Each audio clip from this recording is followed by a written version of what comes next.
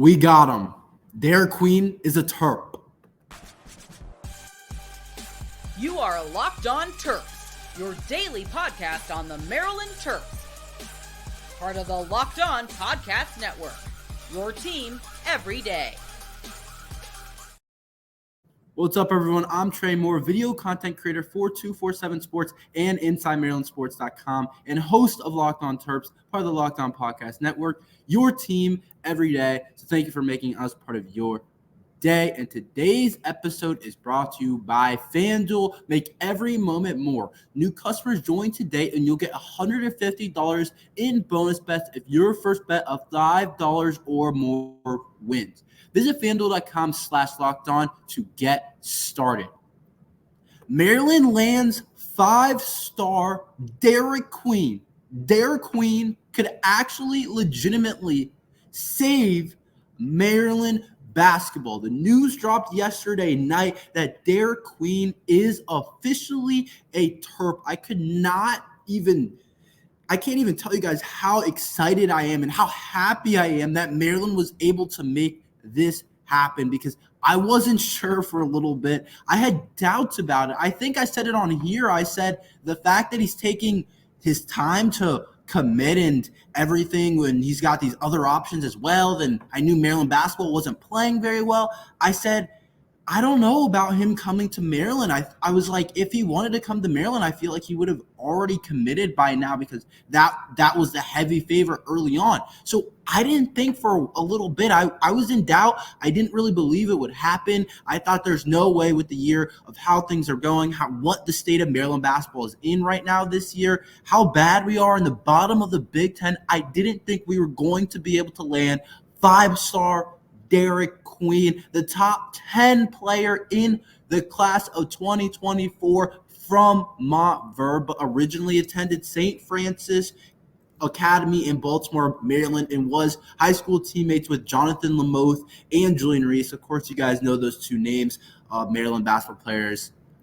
And Julian Reese is a star for us. I want to talk about Julian Reese in a little bit. But yes, he attends Montverde, an absolute powerhouse of a program, which I love that he comes from a place like Montverde, because he's going against high-level kids every day in practice. They have the number one player in the class, a guy that I think is going to probably be the number one draft pick in not next year, or not in this year's draft, but in the next year's draft, in Cooper Flagg, who's headed to Duke.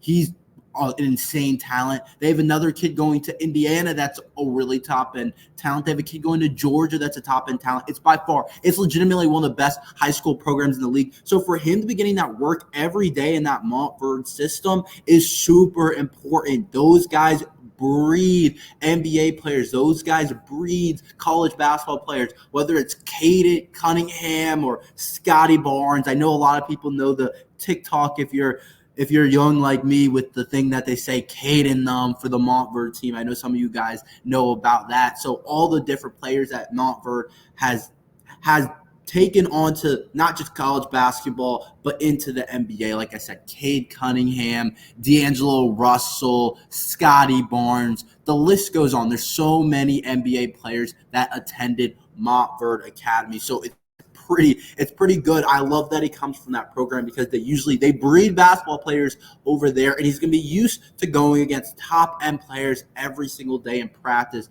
And those guys push. Those guys play a lot of basketball. So it's not like he's coming from some normal, iffy kind of high school basketball program. He's coming from the best, literally the best high school program there is over there at Montverde overall. And it's important that we beat out Kansas, we beat out Indiana, we beat out Houston. So I want to talk about Indiana. The fact we beat out Indiana is a big deal. I love that we were able to beat out a Big Ten opponent when it came down to it, because honestly, I would be sick. I would be so upset if he ended up at Indiana. Having to go against him every single year at Indiana would honestly that would stink. That would suck, just knowing what we could have had if he went over there to Indiana. That would absolutely be the worst case scenario. But he is a Maryland Terp. The 5-star Derik Queen announced his commitment. And I really do think he can really save Maryland basketball. think about where we are right now. Think about what things would look like without Derik Queen going into next year.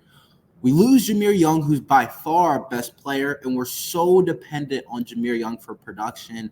He's been playing at an All-American level. He's been one of the best Maryland basketball players I have seen this year. Like, legitimately is having one of the best Maryland basketball statistical seasons that you'll see, to be honest. It hasn't equated to wins quite. We have lost a ton of close games. But Jameer Young, our best player, is gone.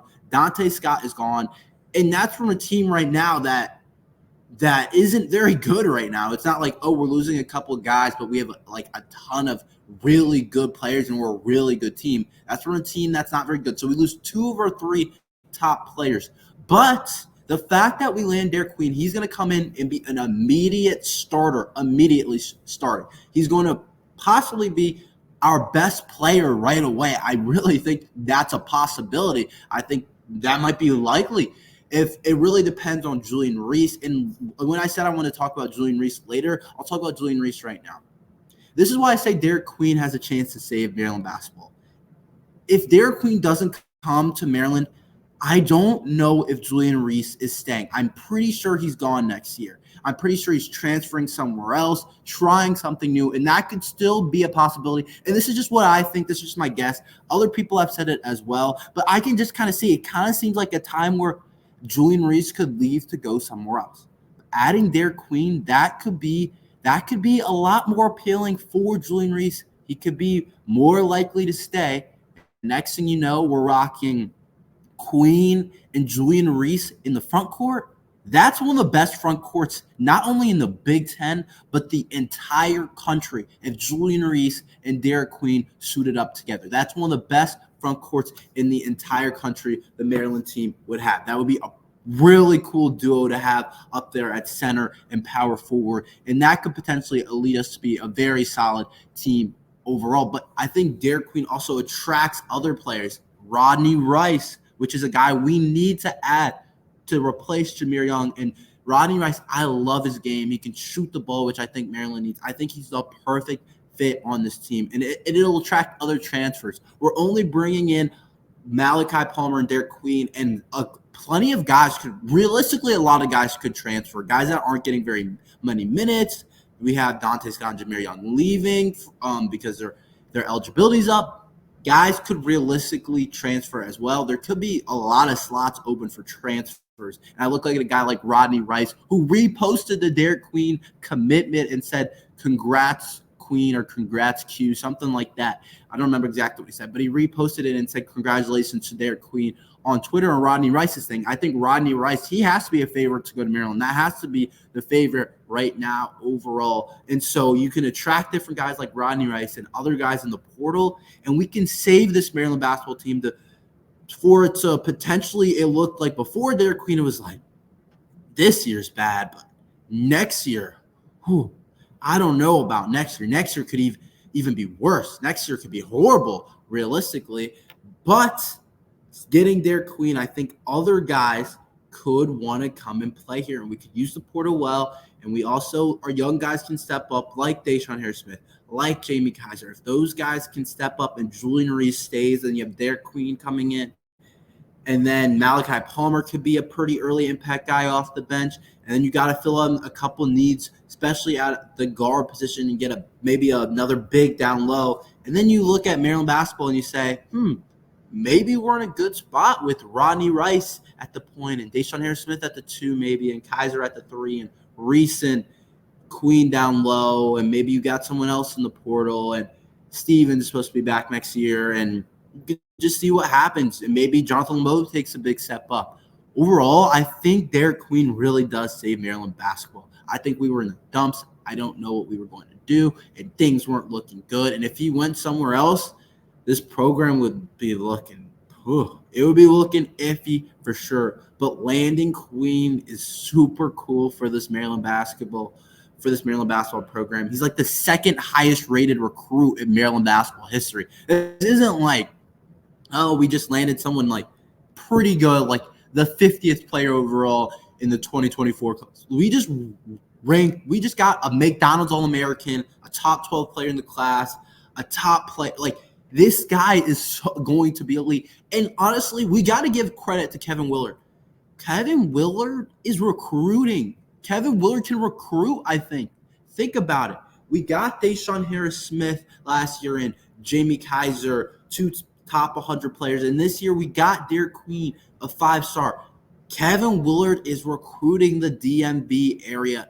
And I know Baltimore isn't considered the DMV, but he is recruiting, not so specifically. He is recruiting the DMV-ish really well, if you don't want to say Baltimore's in the DMV or whatever. But Maryland's doing a great job, and Kevin Willard and the staff in recruiting the DMV area and getting some of the top guys. And we're going to have to continue to do that to be a really top-end program. But I love this for Maryland basketball. I think Derik Queen potentially saves Maryland basketball, and I think things are looking up now. Things are looking good. We'll see what the next step is. There needs to be still more movement to continue to rebuild this roster, but Derik Queen is definitely a step in the right direction for sure. Let's talk about Maryland's loss against Wisconsin.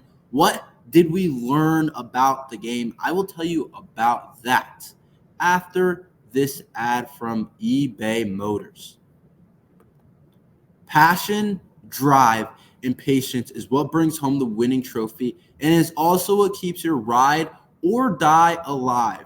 eBay Motors has everything you need to maintain your vehicle and level it up to peak performance, from superchargers, roof racks, LED headlights, and more. Whether you're into speed, power, or style, eBay Motors has got you covered with over 122 million parts for your number one ride or die. You'll always find exactly what you're looking for, and with eBay Guaranteed Fit, your part is guaranteed to fit your ride every time or your money back. Because with eBay Motors, you're burning rubber, not cash, with all the parts you need at the prices you want. It's easy to turn your car into the MVP and bring home that win. Keep your ride or die alive at ebaymotors.com. Eligible items only, exclusions apply. eBay Guaranteed Fit, only available to U.S. customers. So Maryland basketball lost to Wisconsin 70-74. I don't want to get too negative, honestly. At this point, I'm just really, my head is thinking about Derik Queen. I'm not thinking about much else right now. I'm like, I'll talk about this loss against Wisconsin, but even though it was a loss that we wanted to have, I'm really just happy about Derik Queen. But to switch gears a little bit, I said it was our last chance against Wisconsin to get a statement victory. Someone in the comments disagree with me. It's a regular guy that comments and watches a lot of the videos, and I love that he leaves a comment, and I love constructive criticism. He said, I wouldn't see this game as a statement win for Maryland if they won the game. And in some ways, I kind of agree with him, but also it was our last chance at a quad one win. I'm not really talking about it in sense of March Madness bid. That's completely over. That's in the wash. Like, that's not a thing anymore. That's not going to happen unless we make a run in the Big Ten tournament, which isn't going to happen either, but who knows? Maybe we could. But it was a chance for me and the team, not me and the team, but the team to get a quad one win, the last chance at a quad one win. That's why I said it was a statement win. And I knew what Wisconsin had done a lot of the year, and I thought they were a really good program. But honestly, we didn't learn much about this Maryland basketball team in this Wisconsin loss. I'm supposed to have a tape for you after this, but it was really just more of the same, and it has honestly gotten kind of predictable at this point. It wasn't like anything that I took from the game and was like, that is different. That is something that hasn't happened yet. My take is it was more of the same. It was the same kind of Maryland basketball that we have seen over these past couple of games. I don't want to act like they're not putting an effort and not trying a game plan, like not doing those type of things. Like, they are definitely trying to win these games. We just have a couple of holes that are just that stick out and that are really hard to overcome. But it's really hard to win in the Big Ten on the road. You don't really win Big Ten games on the road. It's extremely challenging to win Big Ten games on the road.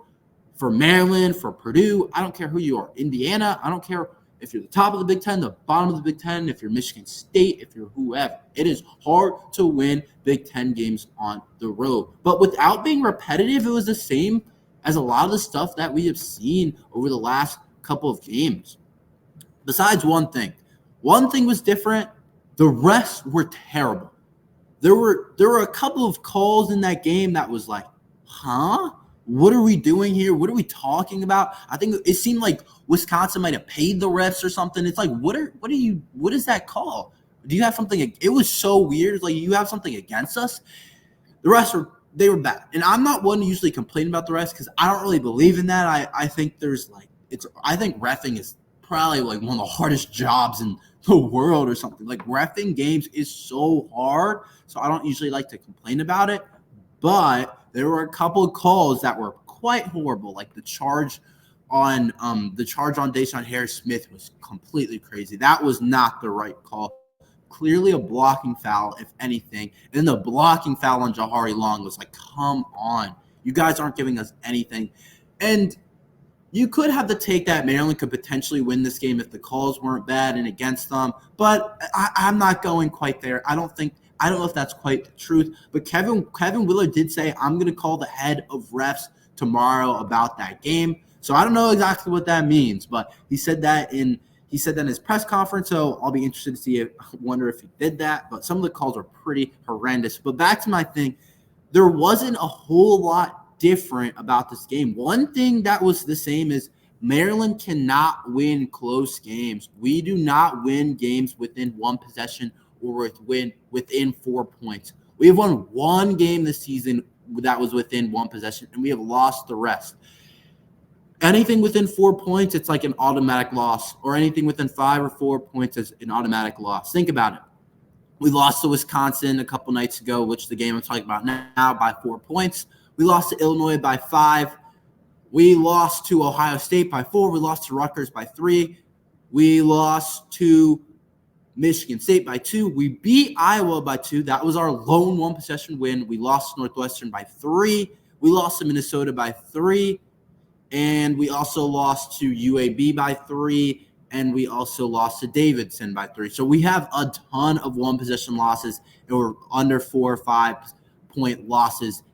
And it happened again. It's gotten pretty predictable at the point. And that's why I keep choosing Maryland to lose games. It's because it's like, why do we think we're going to win these games when we can't win close games? When we're 1 in whatever the number is, all the games that I just read out. We don't win one possession games, so I'm not going to pick us to win on the road. Okay, we have some really good players. We have some talent for sure, but we also have holes in the roster, and I don't feel confident enough to be like, yeah, we're going to go into Wisconsin and win against them if we're not going to be able to win a close game. We're going to have to beat them by 10 points. Like, that's not what's going to happen. And so we're so poor on the road, and we're so poor in these close games. It's like we're not going to win those type of games. So it's really nothing new. One thing that was kind of interesting about this game was Maryland did outshoot Wisconsin. Maryland shot 33% from 3 and 46% from the field, compared to Wisconsin shooting 23.5% from 3. So Maryland outshot Wisconsin and still lost the game. We haven't seen that a ton this year, but it is kind of weird that happened overall in terms of us outshooting opponents, because usually we're the ones getting outshot. And so you would think a game that we outshoot an opponent, we would be able to win the game, but we still weren't able to. It's just kind of like pattern. It's just like we get unlucky. We get a bad call here. It's just like things don't go our way. And sometimes that's what sports is. Sports sometimes is like things just don't go your way. I think CJ Stroud talked about that on his on some podcast or something. Someone asked him, like, should he have beaten Michigan a couple times? You guys know CJ Stroud, the Texans quarterback, former Ohio State quarterback. We played him a couple times. And he said, sometimes sports, maybe I could say, like, they were the better team or we were the better team overall, but sometimes it just doesn't go your way and it's just not meant to be. And that's kind of what it's been like this Maryland season. And that's really been a pattern of what's happened. Things have just not gone our way overall. Jameer Young had an game. I mean, he had 20 points, which is what we expect at this point. It's what he's done, but he didn't shoot the ball particularly well. Julian Reese played well again with 18 points and 7 rebounds. It's about what you expect from Maryland basketball. Jameer Young and Julian Reese to be the top of the scoring. There's nothing really new. There's nothing really different about this game against Wisconsin, about this win. There's not overall a lot to say about it, except Maryland loses another close game, and there's nothing new, and the pattern continues, and it's gotten really predictable at this point. Let's talk about the freshmen. They have improved a lot. I want to talk about that and incorporate Derik Queen into that. I will tell you about that after this ad from FanDuel.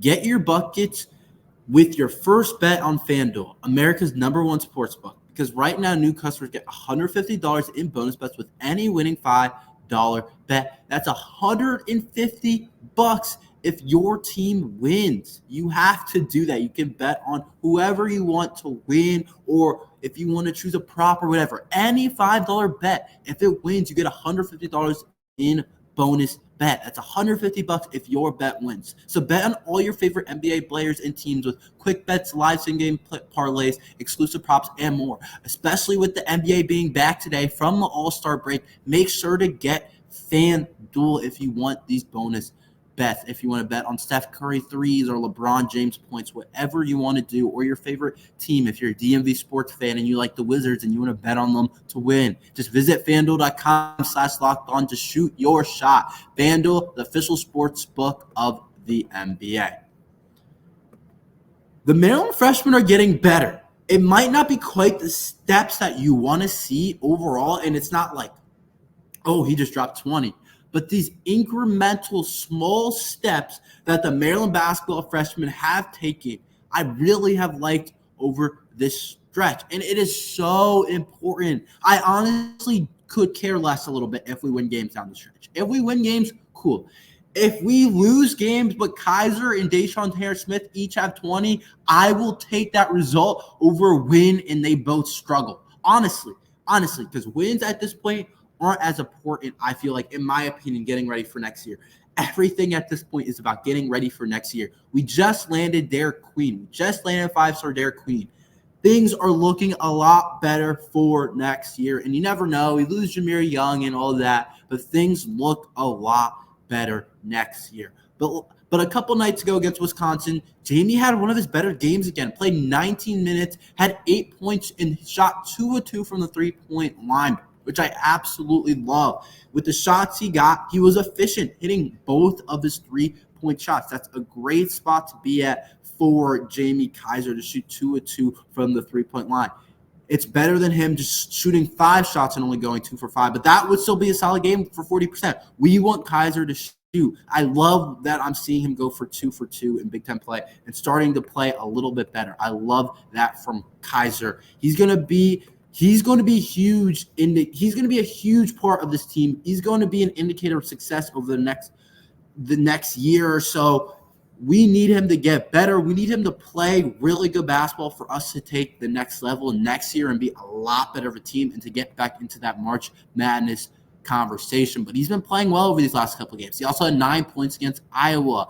Big contributor in that game. He's playing down the stretch. I love what I'm not going to say I love what I'm seeing from Kaiser, but I really like what I'm seeing. It's small incremental steps. It's not about him going for 30 points. It's about him being efficient and getting an efficient 8 and getting an efficient 9 against Iowa. I like that type of stuff. It's small steps. And then next year you might see, Kaiser got 15 or he got 20 against Purdue, or he got 15 against Wisconsin, or he shot 4 or 5 from the three-point line against Michigan State. You might see that kind of jump next year. It's just about small incremental getting better overall, small incremental jumps. And then Deshaun Harris-Smith, I think he's starting to figure it out as well. The stats aren't clear and beautiful, and that's important to say. He played 32 minutes, had 8 points. I like that from him. I like him attacking. The thing about him is he can get to the free throw line with his big body. That is going to be how he is successful. Get to the line if you're Deshaun Harris-Smith. He's elite at it. He can do that with his big body, with his big frame, with his strength and everything that he has. He can get to the line. Mel Trimble made a living getting to the line at Maryland. He can be able to do that, and I need him to continue to do that. And he's done a better job at getting to the line overall. But what I've seen over these last couple of games have been beautiful from Deshaun Harris-Smith. Not beautiful, but have been pretty good. He also had 8 against Illinois. Then he had 17 against Iowa. He's starting to hit shots. He can be unstoppable if he develops a better shot this summer. If he gets a three-point shot, he can be one of the better players in the Big Ten. And if he doesn't, if it never gets that good and it's always a weakness, then he's going to be just okay for this Maryland team. It's never going to be able to take like a next step, a big next step. But if he can develop that shot and become more efficient in that area and shoot a much better percentage, then the Maryland basketball team can be looking up. But I love what I'm seeing. He's making incremental steps, like I keep saying. And he went 2 of 3 from the three-point line against Iowa as well. 0 for 1 a couple nights ago against Wisconsin. And then moving on to Jonathan Lamoth. He was in for a couple minutes. Just play him down the stretch. Play him 10, 15 minutes. I think there's literally no harm. See what you got. Give him game experience. Next year, he's expected to play. I guess that's in kind of their plan overall. I'm sure all coaches have somewhat of a plan. He's going to play next year probably in some backup spots, backup point guard and that type of thing. Play him now. Play him now. Get him game experience. Unless he's really not ready, but don't play him like 4 minutes and then like take him out for the rest of the game. Just play him 10 minutes. Play him 5 minutes each half. I like that. I like that for Jonathan Lamoth. I think he needs to get some confidence. Think he needs to get some stuff going. He was really good in high school, and I think he can figure things out. That's all we have for today. Thank you for listening to Locked On Terps. Thank you, Derik Queen, for committing. But make sure you like and subscribe. We're here every day talking Maryland football and basketball. So thank you for listening to Locked On Terps.